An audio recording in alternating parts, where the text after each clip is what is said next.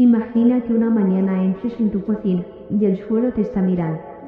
En 1971, en un pequeño pueblo de Jaén llamado Belmet de la Morrega, María Gómez descubre algo imposible.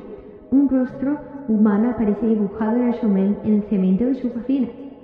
Al principio piensan que es una mancha, la familia la destruye, rompen el suelo.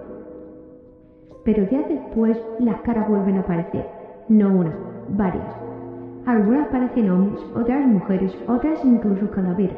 Y lo más inquietante, cambian de expresión con el tiempo. La noticia corre como la pólvora. Científicos, periodistas y curiosos llenan la casa. Algunos dicen que es fraude, otros aseguran que no hay ni pintura ni explicación química. Incluso se excavó bajo la vivienda y se encontraron restos humanos antiguos. Hoy, más de 50 años después, las caras de Belmet siguen ahí, observando en silencio.